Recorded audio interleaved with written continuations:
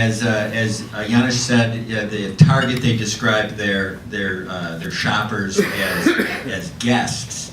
At eBay, we think about our users by that term. They're users. And while on eBay, obviously there are many people who buy things and only buy things, we also obviously have people who sell things. And actually, we have people on eBay around the world who might only sell one or two things. Like, there's a point where the sort of buyer and the seller kind of move together. This part is off the record, but I'm sort of thinking almost of the concept of like quantum small business, where at some point people, or even small business people, they sort of jump between the consumer and the business state. And again, it's important to recognize that eBay is not a retailer. eBay is a global commerce platform. And so retailers and even consumers sell on our site.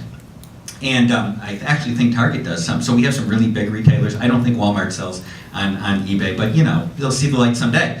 But it's mostly small businesses, and in fact, it's even mostly micro businesses.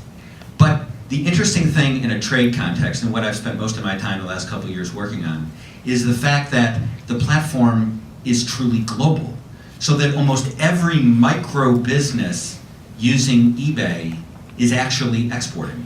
And that's just not in the US context, it's actually in the global context.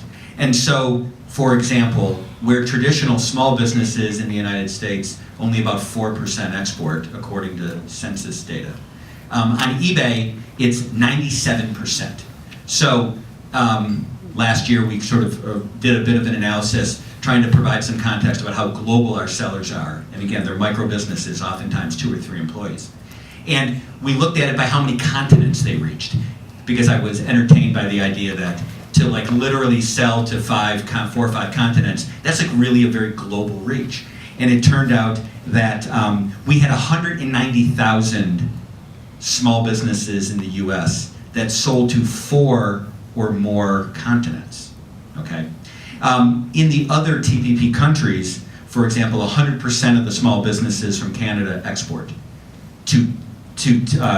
In Mexico, it's also 100%. In Chile, it's 100%. In Australia, which is actually has a lower trade propensity for their small businesses than most of the other countries on eBay because they're really far away from most other countries, it's still 88%, which is like 20 times the traditional small business in Australia.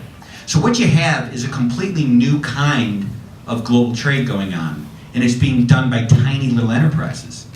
So what's our view on trade agreements? Well, our view on trade agreements is that this new kind of global trade really was not impacted by the traditional global trade regime at all. And there have been a number of economic studies that have been done that looked at internet-enabled businesses, but also looked at traditional small businesses. And the fact was, trade agreements tended not to actually matter.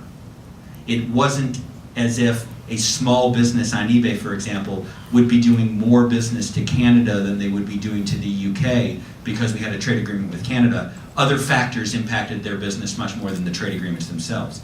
So our view is that new trade agreements that account for this new kind of trade would really be a benefit. And so we look at the TPP as one of those kind of trade agreements. So there's an e-commerce section that is more robust than any trade agreement before. There is a real focus on internet-enabled small businesses. We've heard Ambassador Froman talk at length about internet-enabled small businesses. And I think one of the reasons that he does it is because he recognizes, and I think we should all recognize, that expanding the global trade regime from, let's say, the 1,000 biggest companies in the world to hundreds and hundreds of thousands of micro businesses everywhere will really change the way trade works in a way that's more inclusive and more valuable, both economically, because you now have all the benefits of trade that big companies have always recognized from an efficiency perspective really help. Now those same benefits can be accrued by tiny little enterprises and artisans all over the world. So with that, I would say the one final thought is that what does it matter to a consumer or a user on eBay? It's choice. It's the idea that as opposed to 10 years ago, where your opportunity to take advantage of trade was to shop at great retailers like Target and Walmart and all the other great retailers we think about in America. Today, because of the internet and global commerce platforms, you have actually an opportunity to have like 1 million other potential places to buy things. And it gives you the opportunity to buy all kinds of different things. As we said, they're looking for price, they're looking for special value, they're looking for unique opportunities to acquire new and different things. And the world is a bigger, flatter, and sort of more open place when you combine the internet and the global platforms with the global trade regime that now is open to all these kinds of micro businesses. Thank you.